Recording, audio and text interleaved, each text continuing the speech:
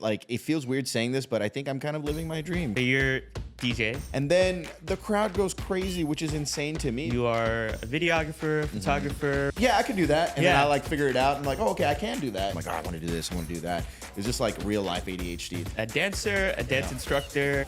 That's really hard for my soul and my mind because it's like, I want to still be dancing. If you haven't encountered that, you haven't really been in the industry. Where do you pull inspiration from when you're coming up with your own original music? I want to make history. And then he was like, what does that mean? I was like, I don't know, but... What does that mean? That's Yeah. I'm with this guy. It's just like, if people can't see it, what's the point? It's so much more important for me to have that balance, for me to succeed creatively. Super easy, huh? Okay. It's just like creatively... Did you catch that? On this episode, I sat down with Sidd Kel. Now, I was very excited to get him on the podcast. I had a lot of great questions planned for this one, but honestly, once we started talking, the conversation just flowed from there. He's best known as a DJ, but as we get into in this episode, he has a lot of different creative skills under his belt, and he's been at this for a very long time, nearly a decade and a half. So a big focus of this one was how to stay committed and consistent with that kind of creative work over an extended period of time, and what it means to finally start breaking through that barrier and make it to the other side where you're hitting your goals. If you're someone who struggles with consistency or commitment with longer projects, like me, this conversation will be perfect for you. Let's get into it.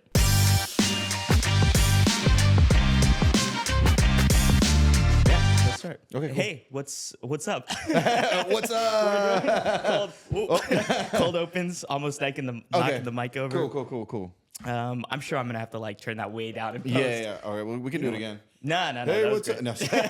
No. Do you have like an intro? You also MC and stuff, right? So do you No, have like a a little go-to? bit. Like, hey, Ladies and gentlemen, welcome to the podcast. Wait, what was it called? Shikir TV, right? yeah, name pending still. Name we're pending. 4 episodes Welcome in. to the podcast and name pending. There we go. Yeah, we'll get there one day. Yeah, Once I absolutely. figure out exactly what this is gonna be. Right. No, I've seen your previous clips from Ashwin and then Aranya. Yeah. And I was like, oh, this is awesome. I'll sign autographs after we finish recording. Done. Yeah. I love it.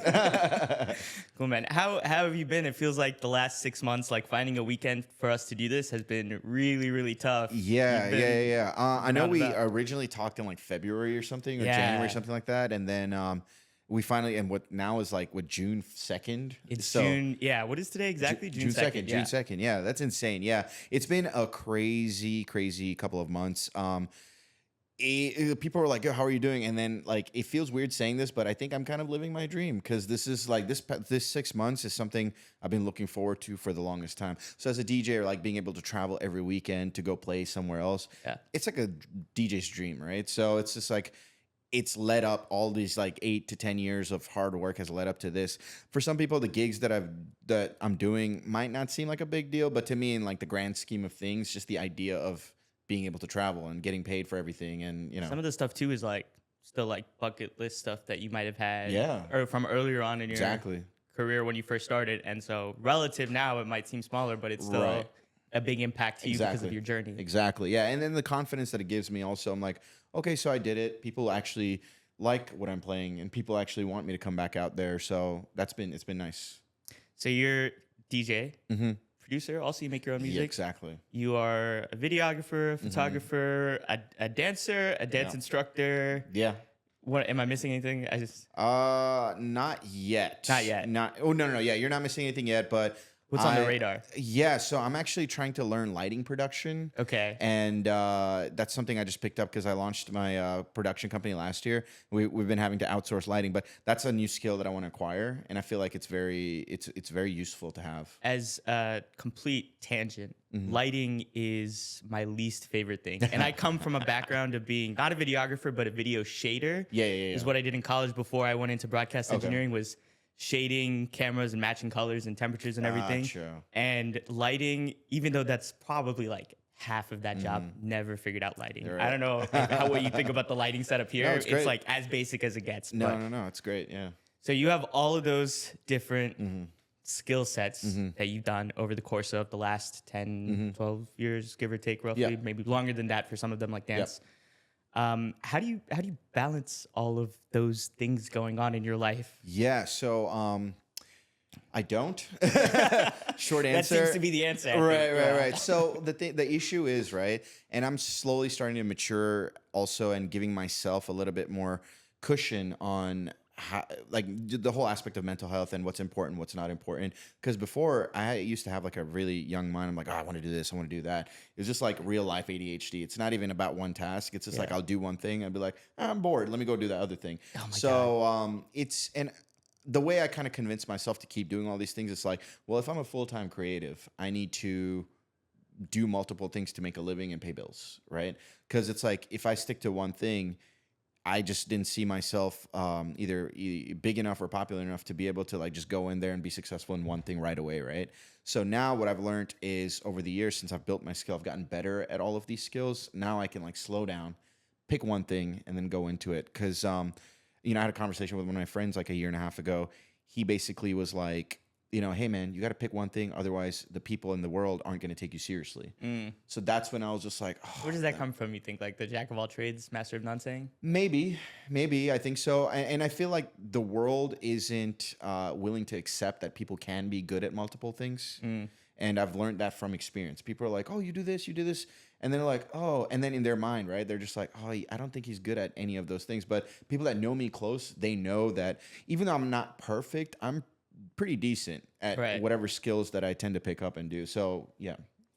So what is the conversation of like powering through? I've had the issue where I struggle with where I jump from, especially in the last year and a half, creative project to creative project. I'll do like a new show and I'll do 5 episodes of it. And then I'm like, okay, I'm going to move on to the next thing. And then I'll come back and revisit this later, but then I never do.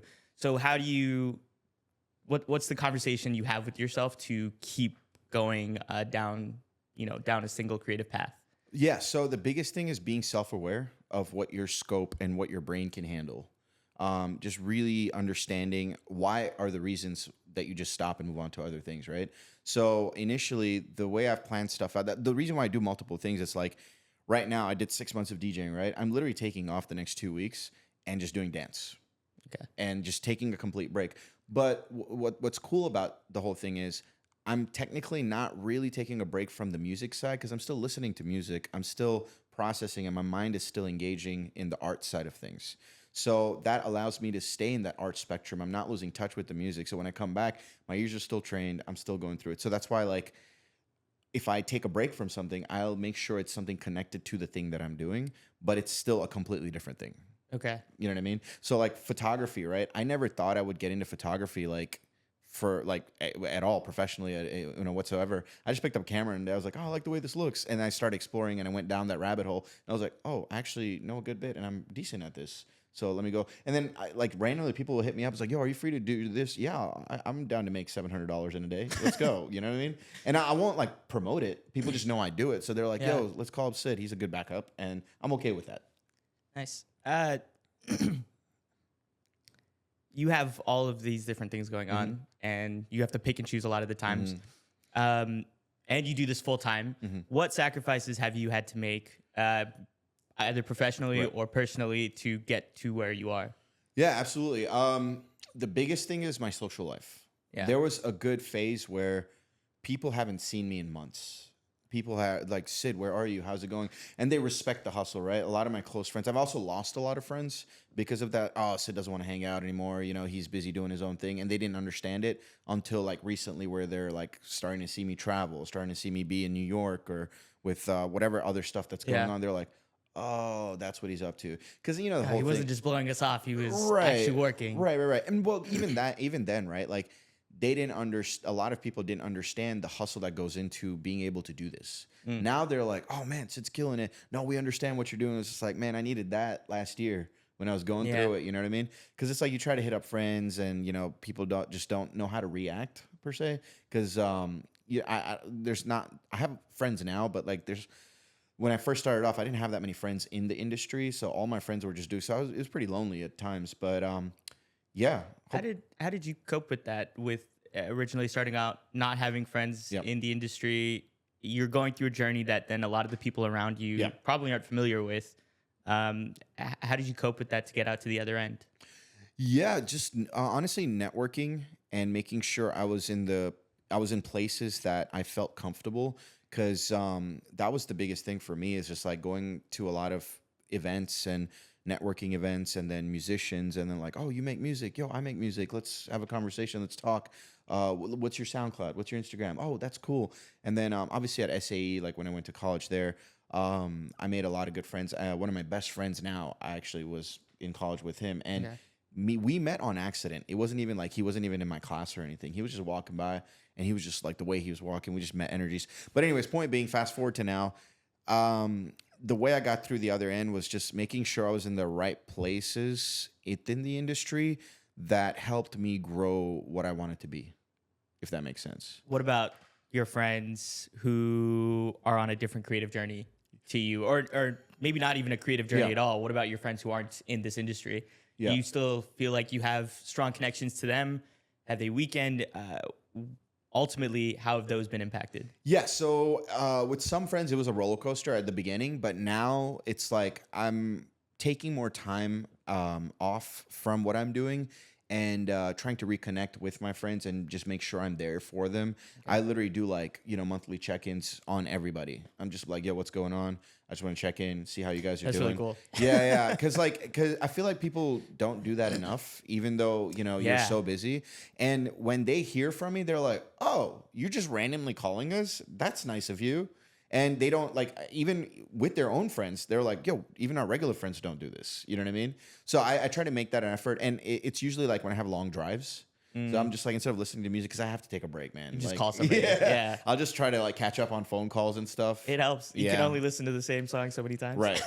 Yeah, and that's the thing, right? When you're in the car, I actually drive without any music on. I just turn the music off and then just take a rest. Is that something you feel like you could have implemented earlier in your journey, or is that something you had to power through and get to where you are now to be able to make the pivot of, now I can balance my social life a little bit better? Yeah, the second one. The second one? Yeah. Because I mean, it's all about experience, right? Yeah. You have to go through those experiences, figure out what makes sense and what doesn't make sense, and then what works for you.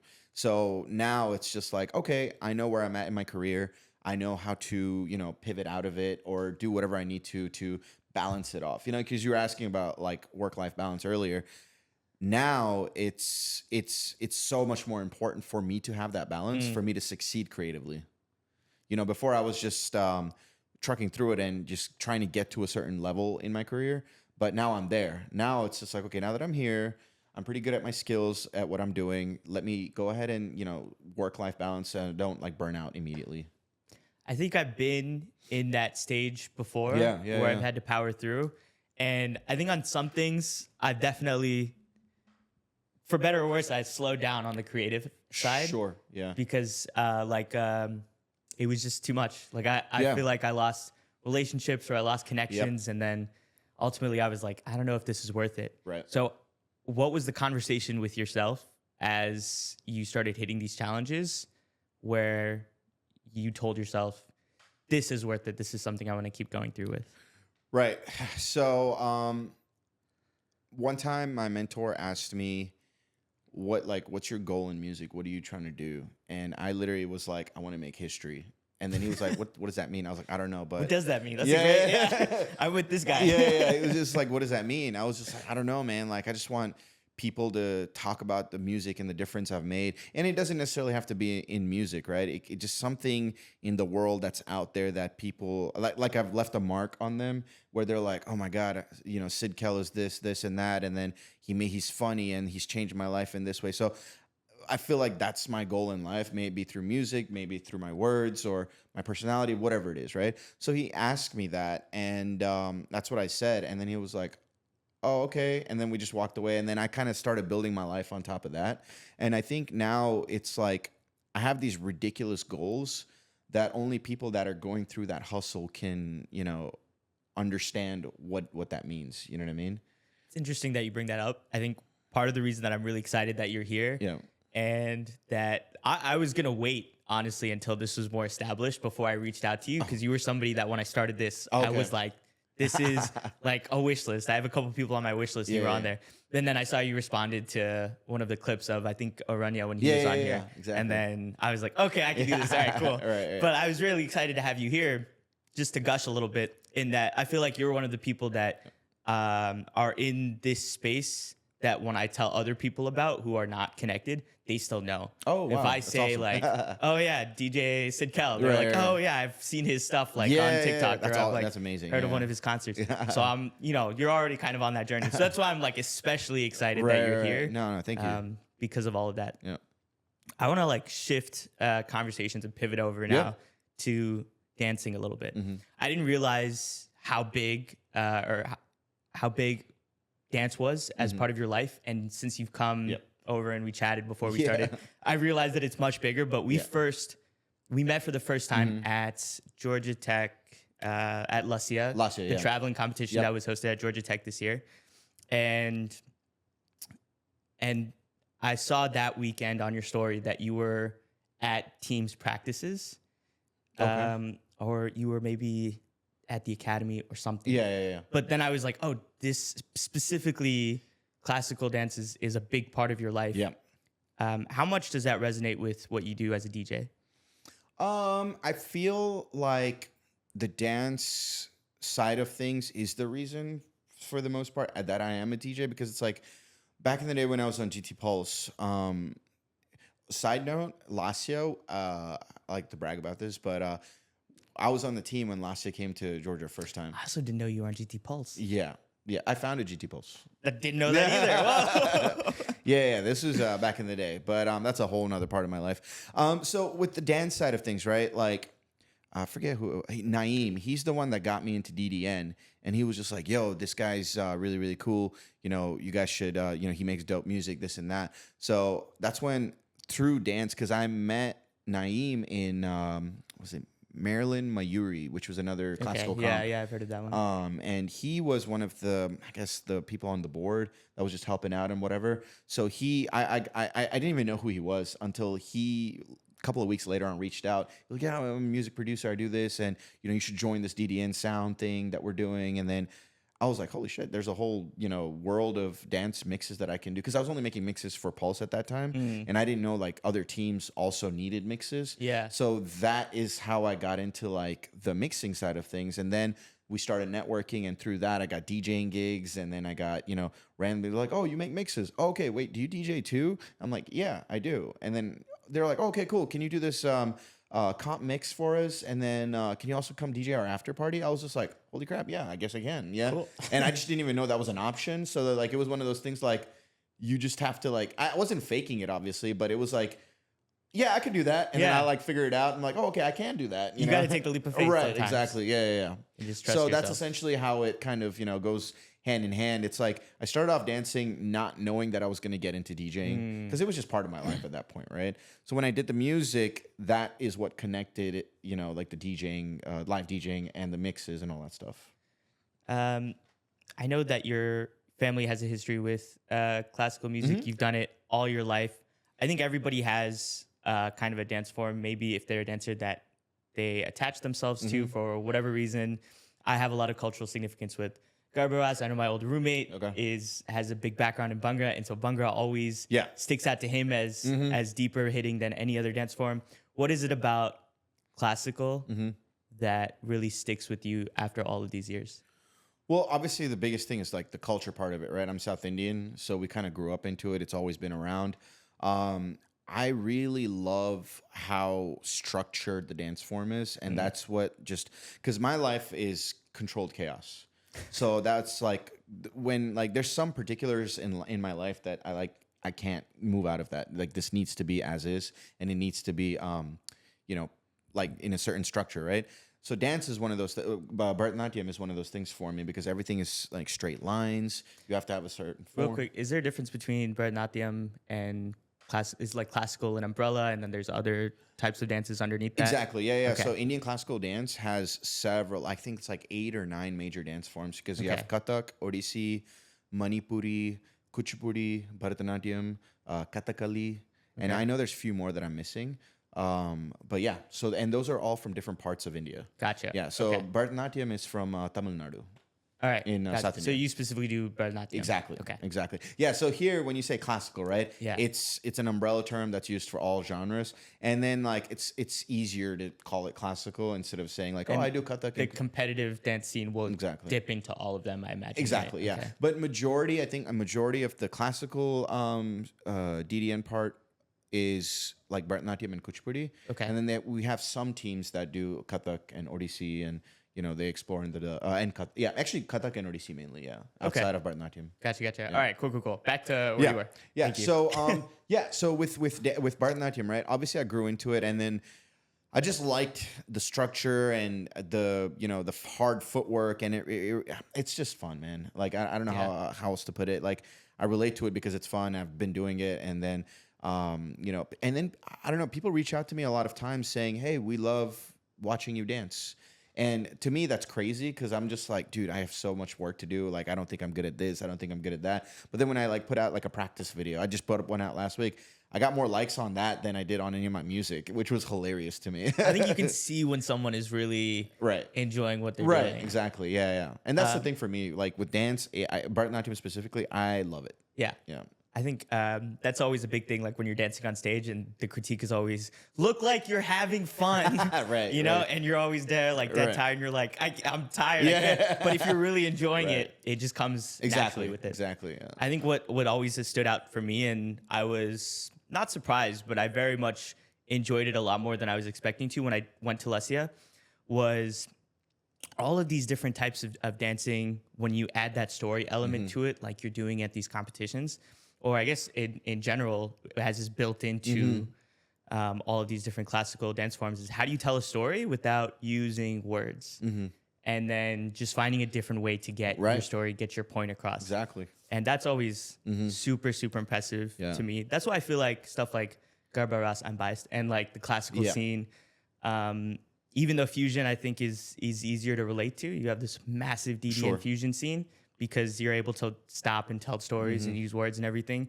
But there's something way more technical, maybe not way more technical, but there is a different approach that you have to take to storytelling when it comes to those two art forms in particular. Those really stand out to me. Yeah, so that's the thing, right? With Bharatanatyam or any classical art form, when you're storytelling, a lot of these dancers are already trained.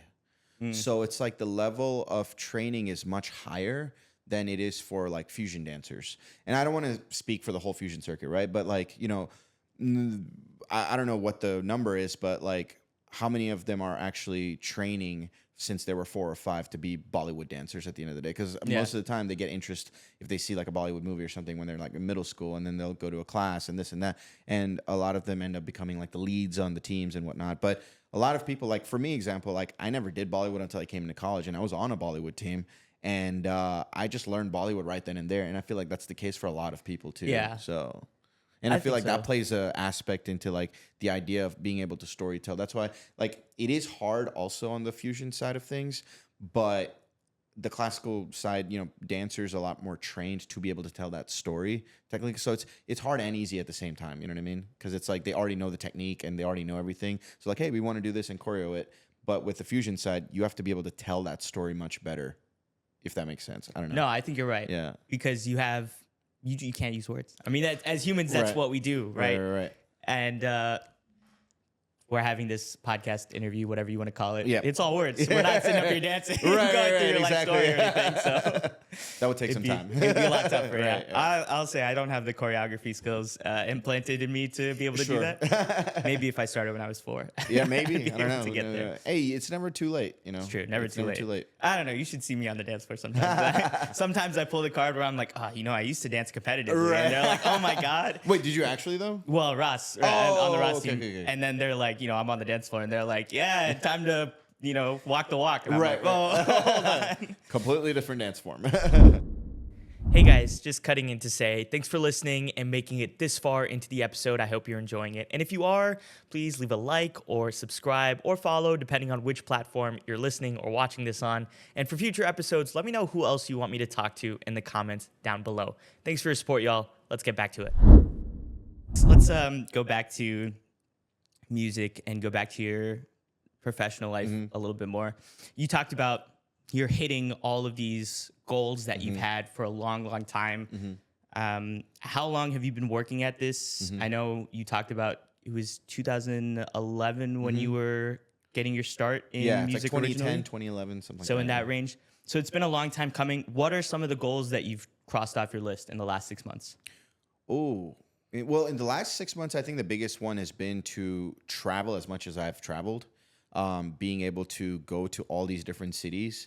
And a good indicator, ironically, is my Southwest rewards. I'm like, every year I'm trying to hit like 25 flights. Yeah. I'm at like 15, which is the highest I've ever been. And it's not even like, it's like start of Q2 right now. Yeah, So I think you're gonna hit it. Yeah, that's literally my goal this year, is to hit that A-list mark. And I'm like, that's gonna be my random goal for this year. But yeah, I mean, the biggest one has been to be able to travel, be able to network, meet all these new people. In every city that I go, I've made like at least 1 or 2 good friends that are still keeping in touch, which has been absolutely amazing. And that's the biggest thing for me, is like meeting these people, making these new connections.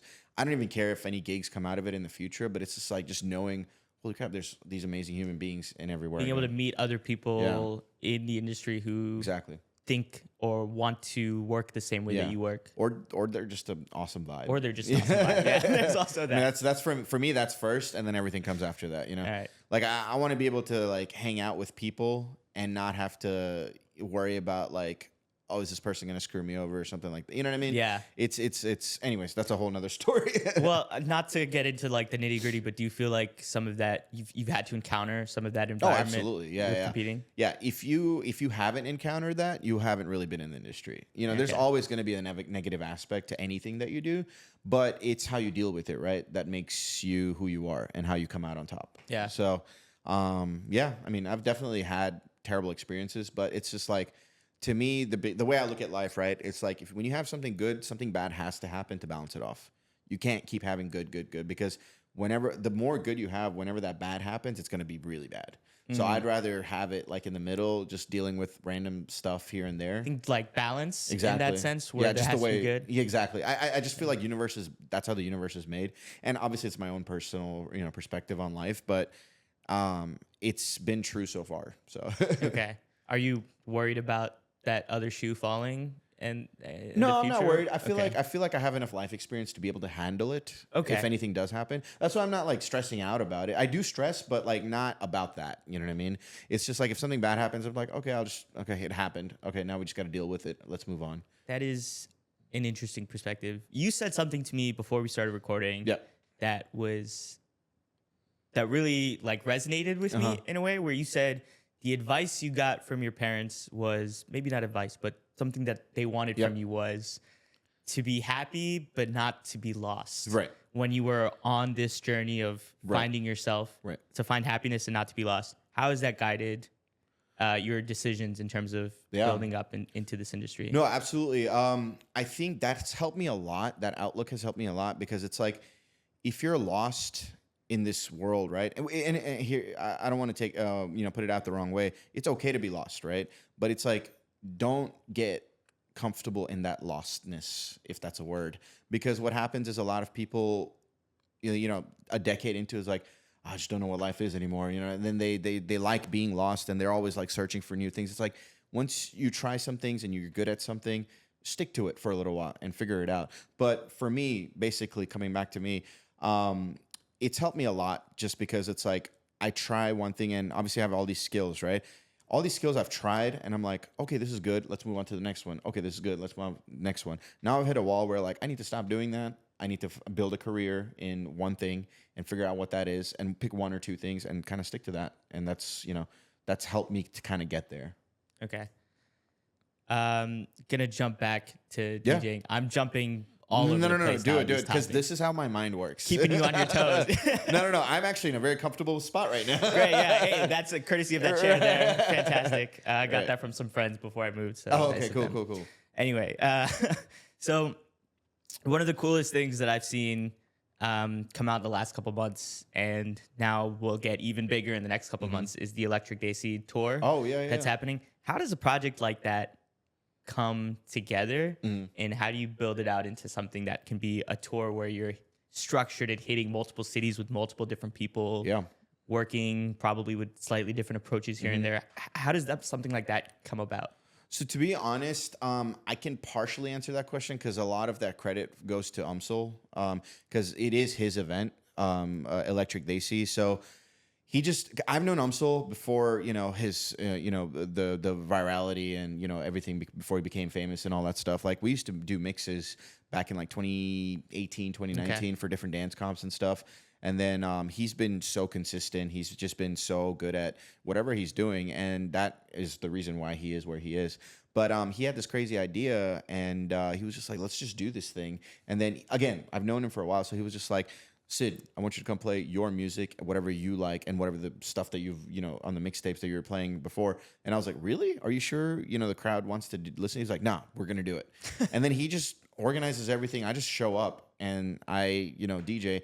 And then the crowd goes crazy, which is insane to me because it's just like, I didn't know that they would react the way they did. That was the biggest and I think that's where that first time was, I think like December or November of last year. It was in New York at Avant Gardner King's Hall. One of my favorite shows of all time.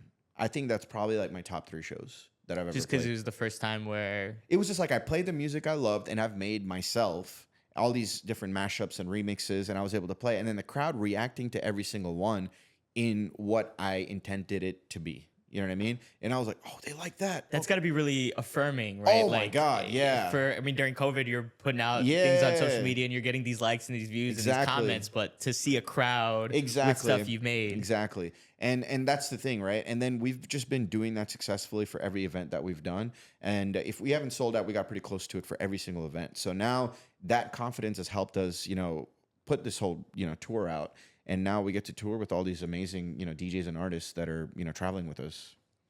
What role has social media played in your growth over the last 4 or 5 years? Yeah, a big role. A big, big role. Because it's like, it took me a while. I used to be that guy that's just like, nah, I'm an artist. I don't need to do this post. I don't My need to work do will speak for itself type of thing? Yeah. Okay. And it doesn't. Because we're all in... People need to see your work for it to speak. And it took me a while to understand that. It's just like, if people can't see it, what's the point? Yeah. You know what I mean? So we're all in, we're all slaves to the algorithm, I feel.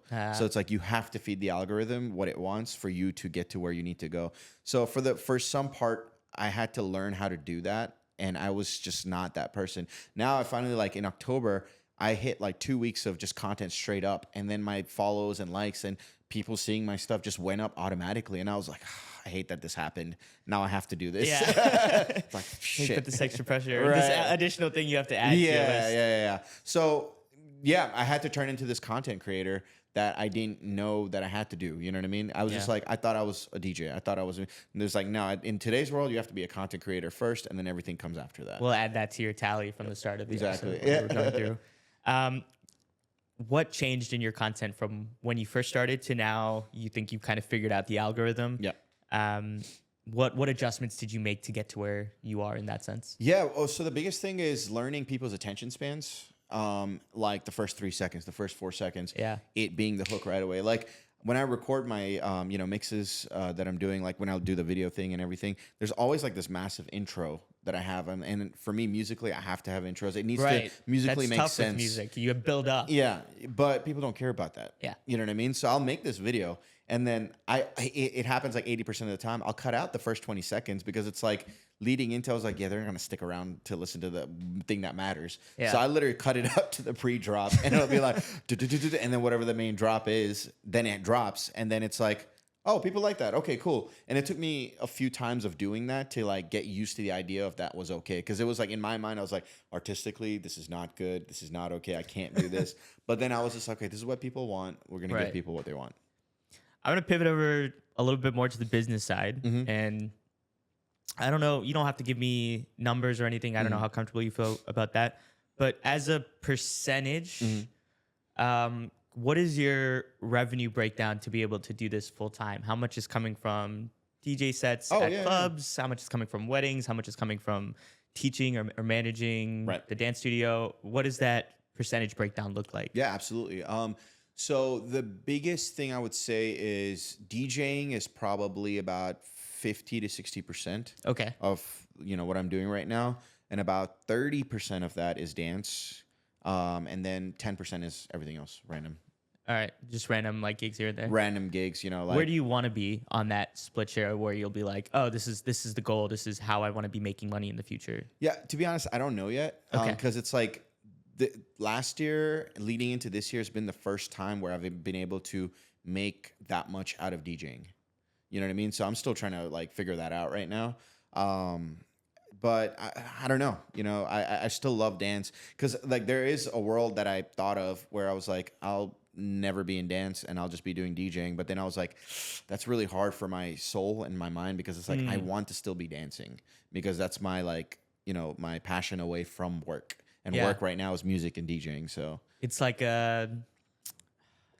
need like that break that you're talking about. Yeah. You said when you took a break from DJing for these next 2 weeks. Exactly. You're still training Exactly. your ears to music, Right, but right, you're right. not doing the grind itself. Some sort of outlet outside of that. An outlet. Yeah, that's the perfect word. There you go. Yeah. So I don't know. I think 70-30 would be great, but 70 like DJ. Yeah, 70 DJ music. I mean, obviously the goal is to get 100%, but then like I wouldn't be able to do the dance school and teach and all that stuff. But teaching and being part of that community, the biggest reason why it's so hard for me to step away from that is because of the community that's there that has known me since I was a kid. Yeah. And, like they all respect my mom, they respect me. So it's just like we have such a huge impact on that side of the community. So it's hard to just walk away from it. So might not be something that you have to do. Really. Right. And that's what I'm trying to figure out. You have right that now. outlet potentially. Yeah. So I'm trying to figure that out right now, but we'll see where it goes. I had another question lined up. Here we go. Okay.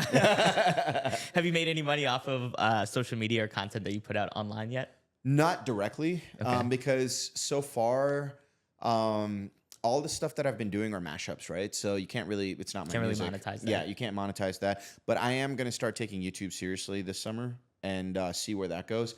I'm getting into a lot more production now. Up until COVID, I was producing heavily. And I have a lot of music on Spotify. I will say one of my songs on Spotify, I've yielded about $300 so far. Nice. Yeah. So that's been doing well. And it was like this Telugu song I created with this awesome Telugu singer, Okay. Manisha Irbethany. And it actually went viral 2 or 3 times for like South Indian wedding videos. So that was kind of cool. Nice. And it did really well on YouTube as well. But outside of that, I want to start getting back because with Electric Desi going on, that's a great outlet to promote your own music, right? Yeah. So I want to do. When you say promote your own music, do you mean custom music music that you've made directly or your mashups? Exactly. No, originals. Originals and official remixes, because mashups are super easy. You know what I mean? You just stick 2 songs together. Okay, I say that mashups are hard, but it's like Super easy, huh? Okay. it's just like creatively. Did you catch that? Creatively, they're hard, but like when you figure out, what you want that together to make it work, it's like, oh, okay, that's not bad. And then I'll make like 1 or 2 mashups a day or something like that, right? Okay. But then with originals and actual official remixes, it could take from 2 days to like 3 weeks trying to get that Right. mix right, because it's very subjective. And you're not coming off of a foundation of someone else's music. Right. Exactly. It's my own thing creatively. So that leads me to my next point. It's just like I have been trying to get into a flow state, and in music production specifically, there's this idea of flow state where I was asking one of my friends this question. It's like, yo, how do professional singers just walk into a room and just write hits and win Grammys in like a day? And he was just like, dude, they're constantly in this flow state where they're constantly writing, they're constantly thinking about music, they're constantly in this zone. And people, like, sometimes you don't see musicians for 2-3 months. They're in a hole somewhere in their basement. Yeah. They're just in this zone and their environment that they're. So I'm trying to do that for myself, at least 2-3 weeks where I'm not disturbed by anybody, where I can just go in and just explore and spend every single minute of my day to get to that point. I want to see if I can do that at some point. And like I've heard of like writers doing that too, like going away on writers retreats and things Right. like that. Yeah, so it makes sense to just Yeah. we're gonna lock away and Right. shut down and just do this one thing Exactly. and focus. Yep. Where do you pull inspiration from when you're coming up with your own original music? Spotify playlists. Yeah. No. Like I'll just randomly, my Discover my Discover Weekly on Spotify is so random because I listen to so many different kinds of music. It's all over the place. So I'll actually like played background when I'm either doing like admin work or studying and stuff, and then I'll hear something because I don't pay attention to it. But then if a beat comes on, my ears tweak. Something's got to break through. Yeah. Like my ears surface. tweak. I'm like, oh shit, that sounds cool. What is that? And then I'll go in and see what's going on. Okay. That and then obviously just random TikToks and Instagram reels. There's so many talented producers that are coming out these days, and they're doing some cool stuff. And it's like, holy crap, I didn't know you could do that. And then it's just like exploring different techniques in music production. And then like, hey, use this compressor with this. And then I'm like, oh, that's a great idea. Going in and trying that out. So it's just like, just looking at different people doing different things. That just inspires me a lot. Okay. Yeah. I'm sure a lot of people reach out to you for advice or things like, hey, I'm getting into this, or I've hit like a patch here. How do I work through this? What's like the go-to piece that you tell people when they reach out to you, whether it's like philosophical advice or if it's like a material thing to practice? What is a go-to thing that you might say? So two things I will always say is like, any questions you have, any answers that you're looking for, you can find those answers on YouTube, because majority of things I've learned have been on YouTube. Like YouTube University is the greatest tool. I know people make fun of YouTube a lot of times, but it's just like, you could find anything on there. You could YouTube and Reddit. yeah. So I've tried Reddit. I've never been big on Reddit, but I like randomly look for answers on Reddit. Yeah. And usually if I do a Google search, it'll be like, what's 2 + 2 Reddit? And then Reddit will be like, it's 6. And I'm like, cool. Anyway, but YouTube is great too. It's always searching stuff up. So, I'll if I know the answer, I'll obviously, tell them like, hey, this is what I've done. Because they'll always ask me, it's like, hey, I'm doing this, this, and this. What would you do? There's a lot of people that don't want to share information, which blows my mind. I'm just like, bro. So that comes down to the competitive thing of past. But it's like, you have to understand, the world is somewhat 8 billion people or something. There's work for everybody. You just got to go look for it. You know what I mean? So I don't have that like, I'm holding back secret. I don't like gatekeeping at all. Yeah. It's just like, because everything I've learned has been from the public. Yeah. You know what I mean? So if I can help somebody out that's stressing out over like a small thing, I'm like, just do this. And I've met several professional DJs through the industry that have done that for me. Like if there's a certain gear that I don't know, I was like, yo, bro, you could just plug in these 3 things. And, I was like, holy crap, that just saved me 2 hours. Thank you. And then we stay in touch, and now we've just made a friend. You know what I mean? So I try to do that as much as I can. And then another thing they'll ask about, like, how do you keep going? I forget who it was. I was reading either a podcast or this one interview on Spotify. It's called what is it called? How It's Made by Guy Raz or Guy something. It's an NPR thing. Okay. And it's absolutely amazing. And I forget who it was on there. They basically said, how did you, like, they asked him, like, how did you make it? They were like, we never stopped. We had a goal, and we hit so many, bumps on the road. And they've hit more bumps than I can even imagine. Like, I haven't even hit that many bumps. But they were like, the difference between people that haven't made it and the people that have made it is they didn't stop. Yeah. And that's all. Like, that's the biggest reason. Obviously, there's financial stuff and everything on the side, right? But you got to find a way to keep going. Eventually, it'll come through. It has to. You know what I mean? Yeah. There's nothing else. Because, like, even if you haven't, made anything, you've put in, that whole 10,000 hours thing. You have a skill now. You're really good at something. If you haven't made it, you're just doing something wrong on the marketing side or on the business side. But you have the skill. You're good at it. So you got to figure out how to make that, make money off of that. And that's what's, that's the biggest thing that's been keeping me going. Some people might hit more bumps than others, but eventually, you'll be able to power and that's through. okay. Yeah, and that's completely fine. That's part of the journey, and you don't have to stress out, and don't compare yourself. Yeah. And I've done that. I'm very guilty of that, and I've actually gone into depression because of that. I'm like, oh, they're doing this, and I'm so good at this, but then like I haven't gotten where they've gotten, and everybody's journey is different. You know what I mean? It's so easy to compare yourself. Absolutely. Yeah. So that's the biggest thing. It's like, don't compare yourself. Be happy with your journey.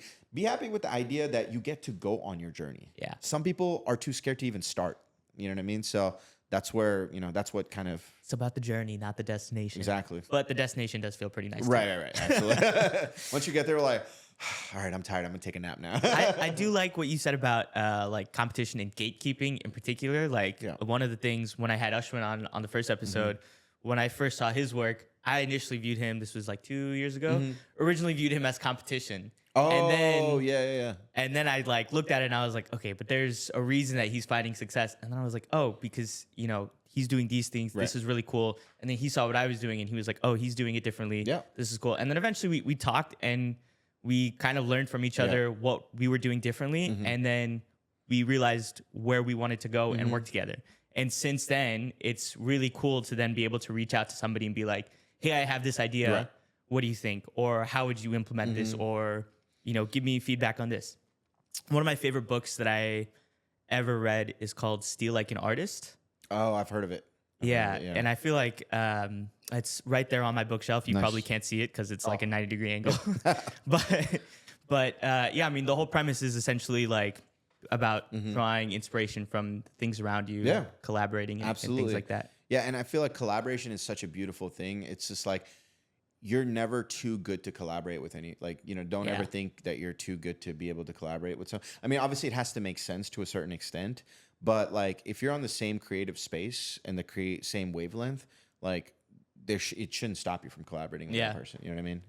You can always learn something from someone else. And even if you can't, you can set someone else up for success. And that will usually only help you out in the long run. Or if not, it'll help the space out, which will then come back around to help you out. Exactly. And again, this goes back to my whole universe thing, right? Like, Yeah.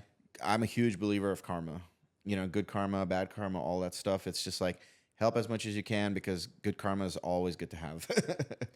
What is, aside from this Electric Desi tour, what is, actually, you know what?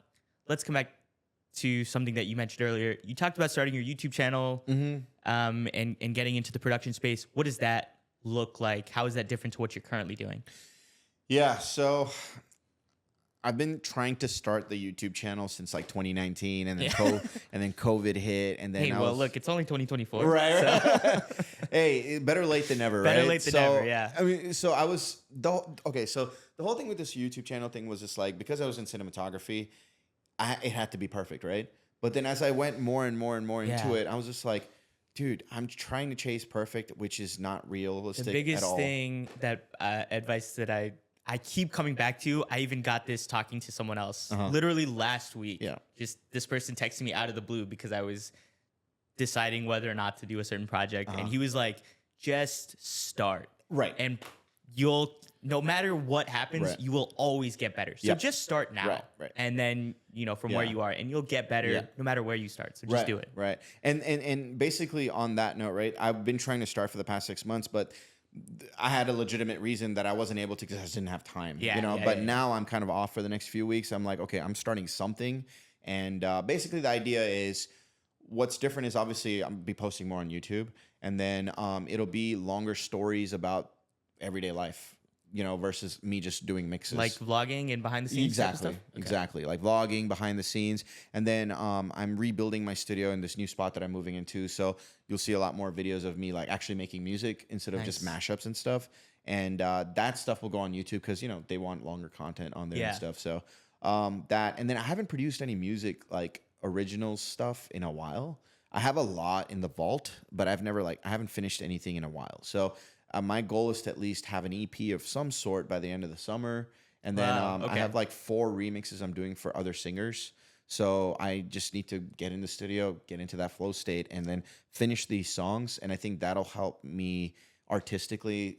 It'll keep me satisfied because I haven't felt satisfied in a while in terms of like the music production side of things because I've been so into that content creation of like mashups and, you know, because that's what's selling right now. You know what I mean? That's what's getting me these gigs with the weddings and, you know, going around town. But like artistically, I want to produce music because I know I can and I have before, and I want to get back onto that side of things.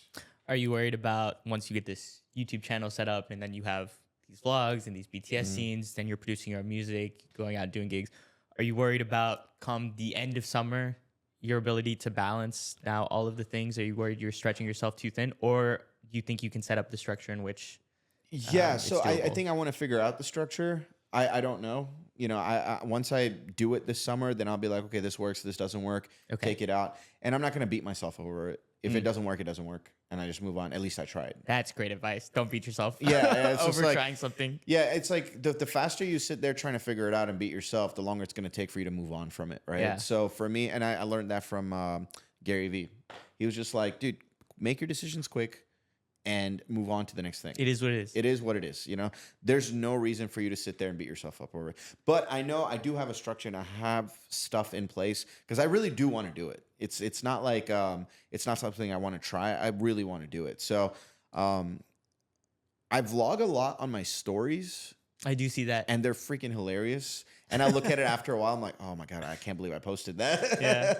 So like I kind of already do it, but now I want to like do like full episodes and stuff. So hopefully it does happen, and hopefully, you know, we can go through with it, and I think it will.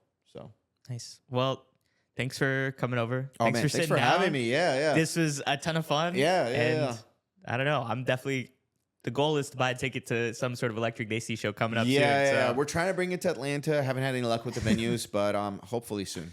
Sooner Hopefully than later. Yeah. Appreciate it, Awesome, man. Thank you so much. Yep. Dude. This was a ton of fun. Oh, yes.